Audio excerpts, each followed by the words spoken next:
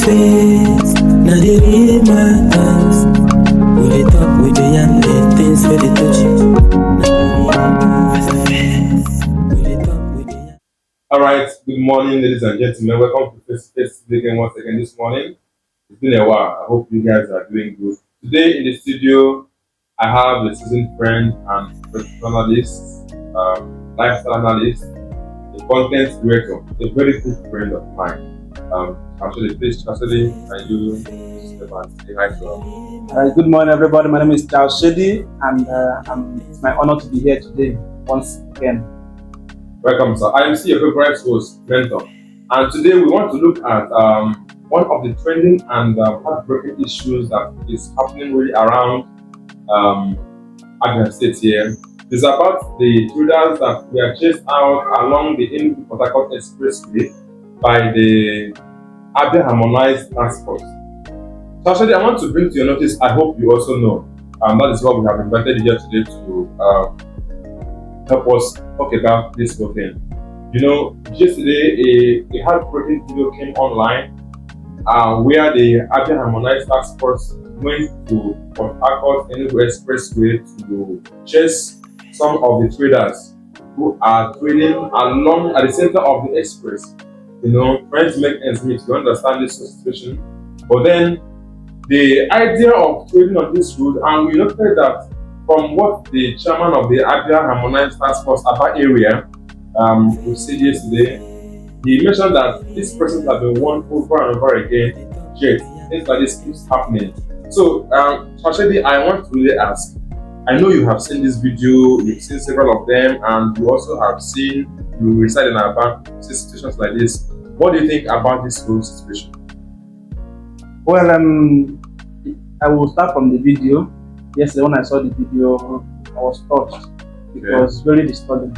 Right. You know, it is not easy seeing people who are still struggling to meet up in life, the little that they have being destroyed and taken away. Are you disturbed by the some of the items that were destroyed, or you are disturbed by their actions of selling at the center of the road? The both of them combined, because however, you cannot tackle an issue without tackling the problem itself. Okay. Now, these people, they are selling goods along the road. It is not their intention, I will say this for free, that it is not their intention to sell on the road. However, it is situations beyond their control. And what are those situations? There are not enough marketing areas to accommodate these people to sell their products. Hence, because they have an enemy who is actually waiting for them. And who is that enemy? Hunger. Hunger is waiting for them at home. So they have to sell wherever they see space to meet up and feed the ones that they left at home. Chastity, I want us to be realistic here. I want us to be very realistic and natural in our opinion and how we present it to the public. Yes, if I'm trying to come from my own perspective. I am looking at, I was even thinking maybe you are disturbed by the actions of this person, because you know what it looks like when these persons are seated comfortably at the center of the road and they are making sales. All their attention and their mind will be on how to get customers and how to make sales. Then have you checked the scenario where this situation of happy situation where they are making sales and everybody is happy becomes a certain situation as a result of maybe a heavy truck fails brake, or driver slips off, or things like that, and maybe at the end of the day becomes the situation is a story of my mother who went to sell to get this the enemy you talked about that is at home is now lying somewhere lifelessly in the morgue, or is now in the hospital. Sometimes their legs will be broken, their hands or their neck, which will take more than required to get them back. So I think you should be coming from the perspective that these persons are trading on the illegal ambience. And the Abia Harmonized Taskforce are doing everything humanly possible to make sure that they are directed the right way they should. Like, they should not do this here because it is not the right thing. I think that is where Mentor, let me ask you a question. Okay. Now, we understand that these people, they are not supposed to sell them. Now, the government is trying to chase them away from there. Now, you can also agree with me that there is not enough space for them inside the market to situate their own shops now. Now, what do you expect them to do? They should go home. Is it about everything? Is not about the government. I want us to be realistic, just like I've said here. There is an enemy at the home, which is hunger, which everyone needs to conquer. But there should be the right way to do things. Anything that is working should be done the best way. You know, if peradventure, I want to ask you, let me assume that your mother or your sibling or anybody that is close to you happens to be one of those selling on the road. And it happens that you are called on phone, maybe as you're having this video now, you are called on phone, please come to the mortuary to identify this person as your relative, or please come to the hospital, this person is involved in a serious ghastly accident. How do you, at that point, how do you now, how do you now balance the risk that is involved and the making ends meet? You know what they say sometimes? You know,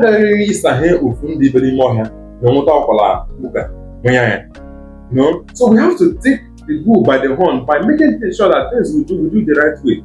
We cannot really risk our life because we want to make ends meet, and then we risk our future, we risk our past. So now it's unfortunate. Yes, just trying to understand the area. I understand you. Now, based on the first question you asked about my sibling now, as an Igbo man, I first of all do like this. Okay. So now coming down to the question proper, we understand that them selling these goods along the road is a very big risk. A very big one. It's a very big risk. However, you cannot also dismiss the fact that if they don't sell this thing, they are risking being poor for life. Even they are risking even facing a bigger battle coming from the enemy at home, which is hunger. Do you now try to tell me that it is the selling on the? I just want us to balance this whole thing. Selling on the way and risking their life is more balanced than making sure that. Does it mean that before they came to the main road, there are no other places they can make themselves? Mentor, when you start selling in front of your compound, the sales you make there cannot equate somebody selling at Abia main market. This is very serious. Oh, you don't. The person selling at Abia main market will make even 50 times more profit of what you make. The Abia market is there. The Bakassi market is there. We have several other markets in the rural areas within the confines of our villages and all that. What happened to going to this place to sell so that we can make ends meet? Must it be on the main road? Mentor, you know, a wise scholar once said, if your dreams don't scare you, then you are not dreaming big enough. So now these people, they have big dreams and they want to achieve their dreams. And you have to risk it. That is why in the morning, most of these children that sell, they are more religious than you. They say their prayers before they come, and they believe in their prayers. That is why most of them, they come and they go peacefully. Okay. So what we are saying, look, I'm not trying to justify that what they are doing is good. Okay. What they are doing is not good. Okay. But you cannot change the situation just like that. Some things has to be put in place before these things can be put in order. And what is the situation? We thank God for having an amiable governor like Governor Lesuti, who is the people's oriented. Yeah. Now he has seen the situation that these people are selling on the road and it is not fair. So we are calling upon him to use out of his own magnanimity to create more marketing areas so that these people will have where they will situate their businesses. Have you been to Abia International Market before? Yeah, of course. Have you been to some other markets along those areas? Of course. Do you believe that that market is not big enough to contain these people? Let me ask you, if you go to Abia now, do you think you will see one lock-up shop? Doesn't really mean there's no space. Where is the space? Will they block the passages? In fact, I remember during the December period when I last went to Abia, you will hardly see where to march because of the crowd. Now, where do you want these people to come in? My brother, I'm really touched by the way you are trying to justify this whole thing. Life cannot be equated to anything. The risk of putting yourself at risk to get the enemy, which is hunger. There are 1,001 ways to kill a rat. My brother, it must not really be by or by Bible. Okay, I mean, how do you put it? That the gum. You understand? There are many ways you can kill a rat. The Abia Harmonised Taskforce are really trying as far as possible to make sure that people's lives are secured. Just like you said, our governor, Dr. Alex Choma Oti, kudos to you, sir. You are doing a very nice job. Yeah. We cannot, for the sake, like I said before, for the sake of for the wolf, the cry of the wolf in the bush, and then go into our kitchens, get chickens and all that, and give him so that we can satisfy his curiosity. No. Once someone, yes, there should be this urge for mobility and trying to make ends meet, trying to make sure that where I was last year cannot be where I am today. Yeah, exactly.